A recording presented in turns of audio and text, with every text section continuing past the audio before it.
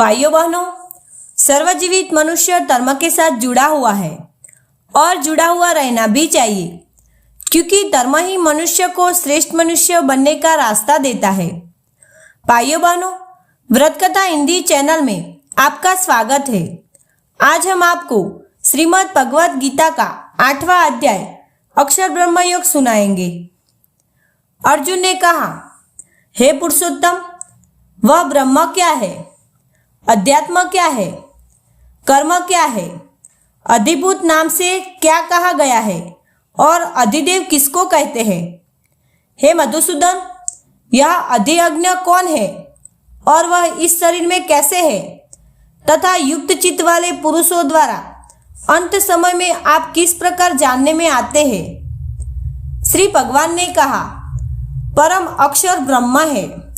अपना स्वरूप अर्थात जीवात्मा अध्यात्म नाम से कहा जाता है तथा भूतों के भाव को उत्पन्न करने वाला जो त्याग है वह कर्म नाम से कहा गया है।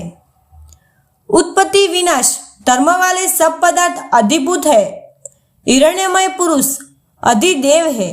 और हे देहधारियों में श्रेष्ठ अर्जुन, इस शरीर में मैं वासुदेव ही अंतर्यामी रूप से अधियज्ञ हूँ। जो पुरुष अंत काल में भी मुझको ही स्मरण करता हुआ शरीर को त्याग कर जाता है, वह मेरे साक्षात स्वरूप को प्राप्त होता है। इसमें कुछ भी संशय नहीं है। हे कुंती पुत्र अर्जुन, यह मनुष्य अंत काल में जिस भी भाव को स्मरण करता हुआ शरीर का त्याग करता है, उसको ही प्राप्त होता है, क्योंकि वह सदा उसी भाव से भावित रहा है। इसलिए हे अर्जुन, तू सब समय में निरंतर मेरा स्मरण कर और युद्ध भी कर। इस प्रकार मुझ में अर्पण किए हुए मन बुद्धि से युक्त होकर तू निसंदेह मुझको ही प्राप्त होगा। हे पार्थ, यह नियम है कि परमेश्वर के ध्यान के अभ्यास रूप योग से युक्त दूसरी ओर न जाने वाले चित्त से निरंतर चिंतन करता हुआ मनुष्य परम प्रकाश रूप दिव्य पुरुष को अक्षात परमेश्वर को ही प्राप्त होता है। जो पुरुष सर्वज्ञ, अनादि, सबके नियता, सूक्ष्म से भी अति सूक्ष्म, सबके धारण पोषण करने वाले अचिंत्य स्वरूप सूर्य के सुदृश्य नित्य चेतन प्रकाश रूप और अविद्या से अति परे शुद्ध सच्चिदानंद घन परमेश्वर का स्मरण करता है, वह भक्ति युक्त पुरुष अंत काल में भी योग बल से भ्रुकुटी के मध्य में प्राण को अच्छी प्रकार स्थापित करके फिर निश्चल मन से स्मरण करता हुआ उस दिव्य रूप परम पुरुष परमात्मा को ही प्राप्त होता है। वेद के जानने वाले विधान जिस सच्चिदानंद घन स्वरूप परम पद को अविनाशी कहते हैं, आसक्ति रहित यत्नशील सन्यासी महात्मा जन जिसमें प्रवेश करते हैं और जिस परम पद को चाहने वाले ब्रह्मचारी लोग ब्रह्मचर्य का आचरण करते हैं, उस परम पद को मैं तेरे लिए संक्षेप में कहूंगा। सब इंद्रियों के द्वारों को रोककर तथा मन को हृदय में स्थिर करके फिर उस जीते हुए मन के द्वारा प्राण को मस्तक में स्थापित करके परमात्मा संबंधी योग धारणा में स्थित होकर जो पुरुष ओम इस एक अक्षर रूप ब्रह्म को उच्चारण करता हुआ और उसके अर्थ स्वरूप मुझ निर्गुण ब्रह्म का चिंतन करता हुआ शरीर को त्याग कर जाता है, वह पुरुष परम गति को प्राप्त होता है। हे अर्जुन, जो पुरुष मुझ में अनन्य चित होकर सदा ही निरंतर मुझ पुरुषोत्तम को स्मरण करता है, उस नित्य निरंतर मुझ में युक्त हुई योगी के लिए मैं सुलभ हूँ, अर्थात उसे सहज ही प्राप्त होता है। परम सिद्धि को प्राप्त महात्मा जन मुझको प्राप्त होकर दुखों के घर एवं क्षण भंगुर पुनर्जन्म को नहीं प्राप्त होते। हे अर्जुन, ब्रह्मलोक पर्यंत सब लोग पुनरावर्ती है, परंतु हे कुंती पुत्र, मुझको प्राप्त होकर पुनर्जन्म नहीं होता, क्योंकि मैं कालातीत हूँ और ये सब ब्रह्मादि के लोग काल के द्वारा सीमित होने से अनित्य है। ब्रह्मा का जो एक दिन है उसको 1000 चतुर्युग तक की अवधि वाला और रात्रि को भी 1000 चतुर्युग तक की अवधि वाली जो पुरुष तत्व से जानते हैं, वे योगीजन काल के तत्व को जानने वाले हैं। संपूर्ण चराचर भूतगण ब्रह्मा के दिन के प्रवेश काल में अव्यक्त से अर्थात ब्रह्मा के सूक्ष्म शरीर से उत्पन्न होते हैं और ब्रह्मा की रात्रि के प्रवेश काल में उस अव्यक्त नामक ब्रह्मा के सूक्ष्म शरीर में ही लीन हो जाते हैं। हे पार्थ, वही यह भूत समुदाय उत्पन्न होकर प्रकृति के वश में हुआ रात्रि के प्रवेश काल में लीन होता है और दिन के प्रवेश काल में फिर उत्पन्न होता है।